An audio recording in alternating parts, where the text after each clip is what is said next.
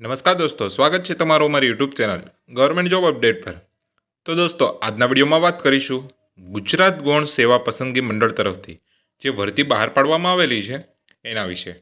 જ્યાં મિત્રો, આ જે ભરતી છે તે ગુજરાત ગૌણ સેવા પસંદગી મંડળ ગાંધીનગર દ્વારા ઉદ્યોગ અને ખાણ વિભાગના નિયંત્રણ હેઠળના પ્રિન્ટિંગ પ્રેસોની કચેરીઓમાં તાંત્રિક સર્વજ્ઞની નીચે દર્શાવેલ સીધી ભરતીની જગ્યાઓ સીધી ભરતીથી ભરવા માટેની પ્રક્રિયામાં પસંદગી પ્રતીક્ષા યાદી તૈયાર કરવા માટે ઉમેદવારો પાસેથી ઓજસની વેબસાઇટ પર ઓનલાઈન અરજીપત્રકો મંગાવવામાં આવે છે। આ માટે ઉમેદવારોએ ઓજસની ઓફિશિયલ વેબસાઇટ પરથી તારીખ 16/4/2024થી 30/4/2024 સુધીમાં આ જે ભરતી છે તેમાં અરજી કરવાની રહેશે। તો મિત્રો, ભરતી પ્રક્રિયા સંબંધેની તમામ સૂચનાઓ મંડળની ઓફિશિયલ વેબસાઇટ gssb.gujarat.gov.in વેબસાઇટ પર મૂકવામાં આવશે, તેથી સમયાંતરે મંડળની વેબસાઇટ અચૂક જોતા રહેવા વિનંતી। તો મિત્રો, જે આ ભરતી છે તેમાં પરીક્ષા પદ્ધતિની વાત કરીએ। પસંદગીની પ્રક્રિયામાં જાહેરાત ક્રમાંક નંબર પ્રમાણે MCQ પ્રકારના પ્રશ્નોત્તરવાળી કમ્પ્યુટર બેઝ રિક્રુટમેન્ટ ટેસ્ટ એટલે કે CBRT સ્પર્ધાત્મક પરીક્ષા ઉમેદવારે આપવાની રહેશે। મંડળ દ્વારા જરૂરત ઉપસ્થિત થયે પરીક્ષા સંદર્ભેની અચૂક સૂચનાઓ મોબાઈલ નંબર પર SMS અથવા ઈમેલથી આપવામાં આવશે। આથી અરજીપત્રકમાં સંબંધિત કોલમમાં મોબાઈલ નંબર તથા ઈમેલ અવશ્ય દર્શાવો અને સમગ્ર ભરતી પ્રક્રિયા પૂર્ણ થાય ત્યાં સુધી અરજીપત્રક ભરતા સમયે દર્શાવેલ મોબાઈલ નંબર તથા ઈમેલ જાળવી રાખવા જરૂરી અને આપના હિતમાં છે। એટલે કે જે તમે મોબાઈલ નંબર અને ઈમેલ આઈડી આપેલી છે તે તમારે સાચવીને રાખવાની રહેશે, કારણ કે તેમાં તમારે ઈમેલ અને SMS આવશે। તો મિત્રો, જે ભરતી આપવામાં આવેલી છે તેની વાત કરીએ તો જે પહેલી ભરતી છે તે જાહેરાત ક્રમાંક નંબર 228 વર્ષ 2023-24 આસિસ્ટન્ટ બાઇન્ડર વર્ગ 3ની જે ભરતી છે તેમાં વિભાગ ખાતાની વડાની કચેરીનું નામ જોઈએ તો ઉદ્યોગ અને ખાણ વિભાગમાં ટોટલ કક્ષાવાર જગ્યાઓમાં ટોટલ 16 જગ્યાઓ છે અને તેમાં કક્ષાવાર જગ્યાઓની વાત કરીએ તો બિન અનામતમાં 6 છે, આર્થિક રીતે નબળા વર્ગમાં 3 છે, અનુસૂચિત જાતિમાં 1 છે અને અનુસૂચિત જનજાતિમાં કોઈ જગ્યા નથી અને શારીરિક શૈક્ષણિક પછાત વર્ગમાં ટોટલ 6 જગ્યાઓ આપવામાં આવેલી છે। એમ ટોટલ 16 જગ્યાઓ છે અને કક્ષાવાર જગ્યાઓ પૈકી મહિલાઓ માટે અનામતની વાત કરીએ તો મહિલાઓમાં બિન અનામતમાં ટોટલ 2 છે, આર્થિક રીતે નબળા વર્ગમાં 1 છે, અનુસૂચિત જાતિ અનુસૂચિત જનજાતિ માટે કોઈ જગ્યા નથી અને સામાજિક શૈક્ષણિક પછાત વર્ગમાં 2 જગ્યાઓ છે। ફૂલ જગ્યાઓ પૈકી અનામતની વાત કરીએ તો માજી સૈનિકમાં ટોટલ 1 જગ્યા આપવામાં આવેલી છે અને શારીરિક રીતે અશક્ત દિવ્યાંગ માટે 1 જગ્યા છે। ત્યારબાદ વડોદરા પ્રેસની વાત કરીએ તો તેમાં ટોટલ 15 જગ્યાઓ છે અને રાજકોટ પ્રેસમાં 17 છે, ભાવનગર પ્રેસમાં 7 છે, અમદાવાદ પ્રેસમાં 11 છે। એમ ટોટલ 66 જગ્યાઓ આસિસ્ટન્ટ બાઇન્ડર વર્ગ 3માં આપવામાં આવેલી છે। ત્યારબાદ જાહેરાત ક્રમાંક નંબર 229 છે તે છે આસિસ્ટન્ટ મશીનમેન વર્ગ 3ની જે ભરતી છે તેમાં ટોટલ ઉદ્યોગ અને ખાણ વિભાગ ગાંધીનગર પ્રેસમાં 20 જગ્યાઓ છે, વડોદરા પ્રેસમાં 18 જગ્યા છે, રાજકોટ પ્રેસમાં 13 જગ્યા છે, ભાવનગર પ્રેસમાં 8 જગ્યા છે અને અમદાવાદ પ્રેસમાં 11 છે। એમ ટોટલ 70 જગ્યાઓ આપવામાં આવેલી છે।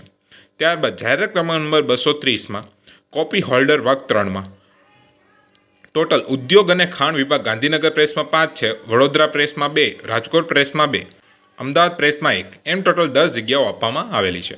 ત્યારબાદ જાહેરાત ક્રમાંક નંબર 231માં પ્રોસેસ આસિસ્ટન્ટ વર્ગ 3માં ઉદ્યોગ અને ખાણ વિભાગમાં 1 છે, વડોદરા પ્રેસમાં 1 છે અને રાજકોટ પ્રેસમાં 1, એમ ટોટલ 3 જગ્યાઓ આપવામાં આવેલી છે। ત્યારબાદ જાહેરાત ક્રમાંક નંબર 232 છે તેમાં ડેસ્કટોપ પબ્લિશિંગ ઓપરેટર વર્ગ 3ની જે ભરતી છે તેમાં ઉદ્યોગ અને ખાણ વિભાગમાં 1 છે, વડોદરા પ્રેસમાં 1, રાજકોટ પ્રેસમાં 1, એમ ટોટલ 5 જગ્યાઓ આપવામાં આવેલી છે। ઉપર દર્શાવેલ જગ્યાઓ પૈકી શારીરિક રીતે વિકલાંગ ઉમેદવારો માટેની સર્વગ્ર અનામત જગ્યાઓ નીચે દર્શાવેલી છે। એટલે કે જે વિકલાંગ ઉમેદવારો છે તેની વિગતવાર માહિતી અહીં આપવામાં આવેલી છે કે તેની કેટલી જગ્યાઓ રહેશે અને શારીરિક અશક્ત દિવ્યાંગ વ્યક્તિ છે તેના માટે કેટલી છે તેની સંપૂર્ણ માહિતી અહીં આપવામાં આવેલી છે, તે એકવાર જોઈ લેવા વિનંતી। ત્યારબાદ વિકલાંગ વ્યક્તિ માટે જે ABCD કેટેગરી વાઇઝ જે માહિતી છે તે અહીં આપવામાં આવેલી છે તે એકવાર વિકલાંગ વ્યક્તિઓએ જોઈ લેવી। ત્યારબાદ પગાર ધોરણની વાત કરીએ તો પગાર ધોરણમાં જાહેરાત ક્રમાંક નંબર 228 છે તેમાં ઉદ્યોગ અને ખાણ વિભાગમાં આસિસ્ટન્ટ બાઇન્ડર વર્ગ 3 છે તેમાં ટોટલ 26,000 તમારો પ્રથમ 5 વર્ષ માટે પગાર મળશે। ત્યારબાદ 229 છે તેમાં આસિસ્ટન્ટ મશીનમેન વર્ગ 3માં 26,000 છે। ત્યારબાદ 230, 231 અને 232ની જે ભરતી છે તેમાં પણ 26,000 સેલેરી રહેશે। ત્યારબાદ રાષ્ટ્રીયતાની વાત કરીએ તો ઉમેદવાર ભારતનો નાગરિક હોવો ફરજિયાત છે, અથવા ગુજરાત મુલ્કી સેવા વર્ગીકરણ અને ભરતી નિયમો 1967ના નિયમ 7ની જોગવાઈ મુજબની રાષ્ટ્રીયતા ધરાવતા હોવા જોઈએ. ત્યારબાદ વયમર્યાદા અને શૈક્ષણિક લાયકાતની વિગતો જોઈએ તો 228ની જે જાહેરાત ક્રમાંક છે તેમાં વયમર્યાદાની વાત કરીએ તો વયમર્યાદા 18 વર્ષથી ઓછી નહીં અને 33 વર્ષથી વધુ ન હોવી જોઈએ. ઉમેદવારે માધ્યમિક અથવા ઉચ્ચ માધ્યમિક શિક્ષણ બોર્ડ દ્વારા લેવાતી માધ્યમિક શાળા પ્રમાણપત્ર પરીક્ષા SSC પાસ કરેલ હોવો જોઈએ અથવા સરકારે માન્ય કરેલ તેને સક્ષમ લાયકાત ધરાવતો હોવો જોઈએ.